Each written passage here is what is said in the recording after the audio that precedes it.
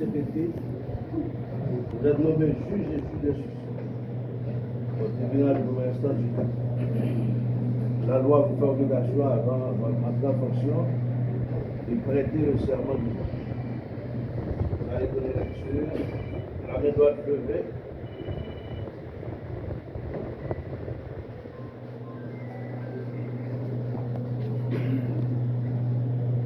Je jure d'observer la Constitution,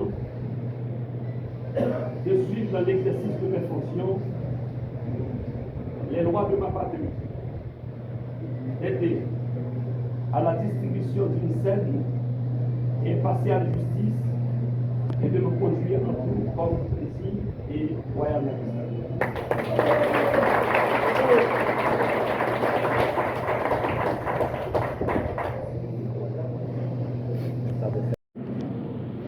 À cette audience solennelle de prestation de serment, qu'il nous soit permis de dire publiquement merci à Dieu, Dieu de la création, qui est la source de notre vie, qui est la source de la préservation de notre santé et qui est la source de notre intelligence et qui nous donne toutes les facultés intellectuelles et morales pour être ce que nous sommes aujourd'hui. Nous profitons également de cette occasion qui nous est offerte pour vous dire merci. Merci d'être témoin de notre cheminement dans la magistrature haïtienne et en tant que tel, le premier témoignage que vous aurez à rendre, c'est de comprendre que c'est dans un contexte de grande agitation nationale et de crise aux multiples facettes que nous recevons la nomination. Cette nomination, elle arrive avec un bilan catastrophique de la détention préventive prolongée. Dans les prisons haïtiennes, des centaines de détenus sont en attente de jugement. Cette nomination arrive aussi avec le fléau de la gangstérisation, traduisant une véritable menace pour la survie de la société haïtienne. Un peu partout, dans plusieurs départements, des milliers de familles ont abandonné leur propre maison en dehors de leur consentement et dans des conditions déshumanisantes. C'est comme s'ils sont devenus des étrangers dans leur propre pays, dans leur propre quartier, dans leur propre village. Et qu'en dépit de la dramatisation de cette situation, nous recevons la dite nomination, non pas pour laisser apparaître un sentiment de désespoir, mais pour laisser apparaître un sentiment de fermeté. Et comme l'a dit Victor Hugo, ceux qui vivent, ce sont ceux qui luttent. Et sans aucune translittération de la dite citation, de la dite pensée, nous sommes appelés à lutter pour le triomphe de la loi et de la justice dans cette société haïtienne marchant sur le chemin de son effondrement. Honorables collègues, chers invités, la nomination que nous recevons, suivie de cette nouvelle tâche qui nous est assignée, nous ne la recevons pas pour égorger les justiciables. Nous ne la recevons pas pour rançonner les justiciables. Nous ne la recevons pas pour jouer le jeu de Ponce Pilate, parce que la conscience du juge doit être claire, soit sur le tort, soit sur la raison.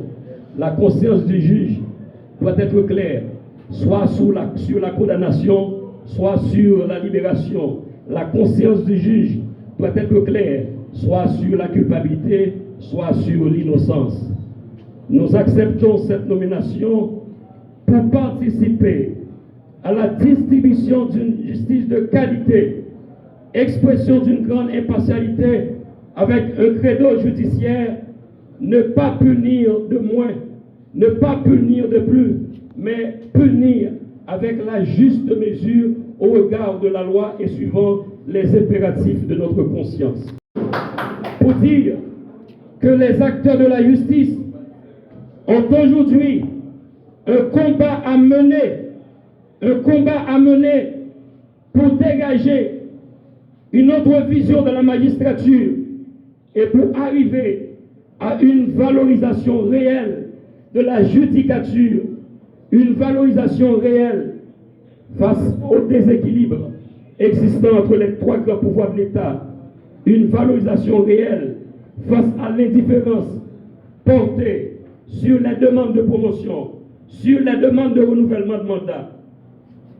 S'il existait un temps où l'émergence dans la magistrature dépendait de ce que voulaient essentiellement des députés, de ce que voulaient essentiellement des sénateurs, voire des hommes politiques, c'est une autre réalité qui se profile à l'horizon. Avec la création du CSPJ par la loi du 13 novembre 2007, de nouvelles données arrivent progressivement dans la réduction de l'influence des autres pouvoirs sur le fonctionnement de l'appareil judiciaire en Haïti. Mais il y a de nouvelles étapes à franchir et qu'il est nécessaire de continuer à nous engager pour la véritable indépendance de la magistrature haïtienne. Cette indépendance dont nous parlons n'est pas une indépendance de nature limitative, mais elle englobe celle des magistrats assis comme des magistrats debout. Cette indépendance, nous le disons bien, c'est une situation qui met le juge en état de prendre ses décisions uniquement sur la base du droit et suivant les impératifs de sa conscience, de manière plus claire. Cette indépendance est la situation où le juge n'a rien à craindre, à désirer de personne. Cette indépendance dont nous parlons, elle est de nature contraignante. Cette indépendance dont nous parlons, elle est de nature contraignante. Elle exige le refus d'une quelconque influence extérieure des pressions contre le juge dans l'exercice de leur travail et qu'il faut dire qu'il n'y a pas de justice sans l'indépendance des juges. Il n'y a pas de justice sans l'indépendance des juges. C'est maintenant l'occasion de vous faire constater qu'il ne suffit pas d'être un homme, qu'il ne suffit pas d'être une femme libre pour rendre la justice, mais il faut comme tel aux yeux de tous. Honorables collègues, chers invités, vous, les amoureux et amoureuses de la justice, permettez-nous de vous dire qu'aucune justice digne de ce nom ne peut être conçue en dehors de l'indépendance des magistrats, que ce soit la magistrature assise, que ce soit la magistrature debout. À cette cérémonie solennelle de prestation de serment qui nous réunit à l'enceinte du temple de Thémis, le sacré temple de Thémis, nous pensons bien aux magistrats haïtiens qui sont en attente du renouvellement de leur mandat, qui sont en attente d'une promotion. Nous leur témoignons de la solidarité.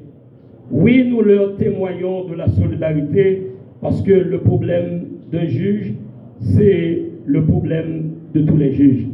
Le problème d'un juge, c'est le problème de tous les juges. Nous témoignons aussi de la solidarité aux magistrats de la juridiction de Port-au-Prince qui prennent des risques au quotidien dans l'exercice de leur travail. De la solidarité, on en avait besoin, on en a besoin et on en aura besoin. Nous en avons besoin pour redonner à la justice haïtienne ses lettres de noblesse.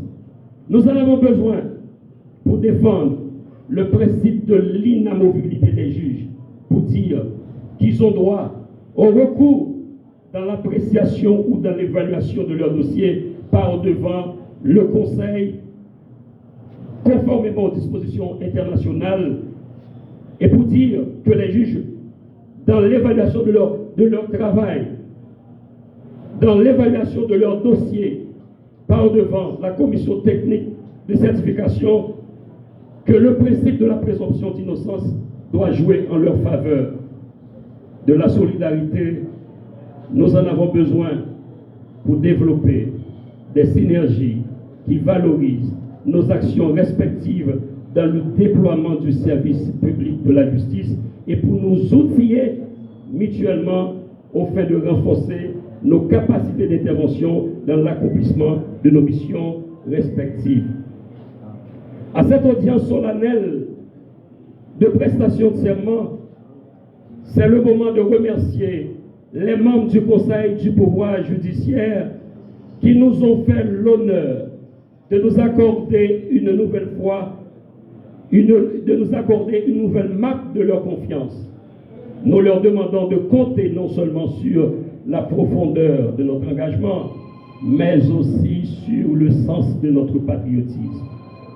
Honorables collègues, chers invités, nous venons de prêter serment. Celui-ci n'est pas une quelconque démarche, comme en témoigne le cérémonial qui l'accompagne. Celui-ci n'est pas en contraste avec les dispositions de l'article 5 du décret du 22 août portant sur le fonctionnement du pouvoir judiciaire. Notre serment en qualité de magistrat est chargé de valeur. Il nous invite à garder le secret des délibérations, à nous conduire avec honneur et dignité. C'est un serment qui nous invite à poursuivre, à rendre la justice à tous également, aux faibles comme aux puissants. Ce serment nous joint de ne pas fléchir dans l'exercice de nos fonctions. Un serment qui nous rappelle qu'au cœur de nos valeurs, il y a notre indépendance. Indépendance vis-à-vis des partis qui nous ont désignés. Indépendance vis-à-vis des partis qui nous ont désignés. Indépendance vis-à-vis des milieux dont nous nous sentons proches. Indépendance vis-à-vis de l'opinion publique. Notre serment en qualité de magistrat traduit non seulement le caractère essentiel de notre déontologie, mais aussi il traduit un engagement sacré correspondant à notre volonté de servir dans la loyauté, dans la dignité. Et nous le disons bien, ce serment que nous venons de prêter,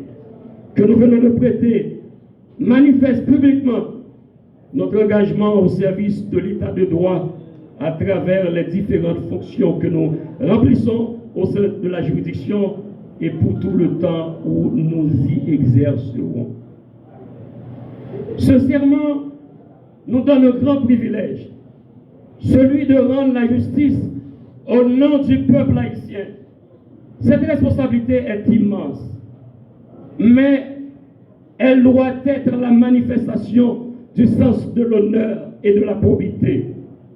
Honorables collègues, honorables invités, mesdames et messieurs, malgré les nouvelles charges de notre fonction, nous nous efforcerons de tenir la balance sans privilégier une partie au détriment de l'autre. Nous ferons de notre mieux de traiter équitablement le dossier des justiciables, peu importe leur origine sociale et leur appartenance idéologique. Amis de la Bazoche et autres auxiliaires de la justice, rassurez-vous que nous donnons ce qui mérite d'être donné. Nous sanctionnons ceux qui méritent d'être sanctionnés. Nous garderons ceux qui méritent d'être gardés. Vos demandes seront évaluées à la lumière de la loi. Nos enquêtes dans ce ressort seront menées de manière objective et rien ne nous détournera jusqu'au dernier jour de notre carrière.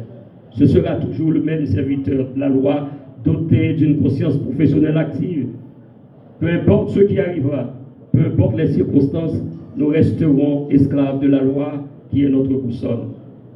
Avec le chemin déjà parcouru et dans lequel nous continuons à marcher, tout en reconnaissant que nous sommes des débiteurs à l'égard de la communauté nationale, nous devons la protéger contre le fléau de la gangstérisation, contre le fléau de la criminalité. Nous devons protéger la société haïtienne contre les actes de violence exercés sur les femmes comme sur les enfants. Notre dette, telle que nous la reconnaissons envers chaque citoyen de nationalité haïtienne, nous la quitterons d'abord par notre comportement, par le strict respect de notre déontologie et de notre éthique et par la qualité du service qui vous sera fourni. Nous ferons en sorte que notre comportement doit être exemplaire. Notre horizon commun doit être celui de la confiance et de l'efficacité. Même si les temps sont durs, nous devons le reconnaître. Même si les moments sont difficiles, même si le contexte est pesant, mais nous devons continuer à vivre, à rester tout simplement humains, en menant nos activités dans la solidarité, la dignité, la courtoisie, la bienveillance, la prudence et la vigilance. À cette audience solennelle de prestation de serment, nous allons achever notre communication. Nous concluons pour vous dire, de la même manière que Pasteur Martin Luther King avait un rêve portant sur la justice sociale, alors maintenant, le nôtre, c'est de voir un jour le système judiciaire avec la femme aux yeux bandés, muni d'une véritable balance, parce que nous le répétons, la justice est la fierté du peuple. La justice est la fierté du peuple et que la confiance du peuple dans la République se mesure à la situation de sa justice. Vive la justice haïtienne. Nous vous en remercions. Merci.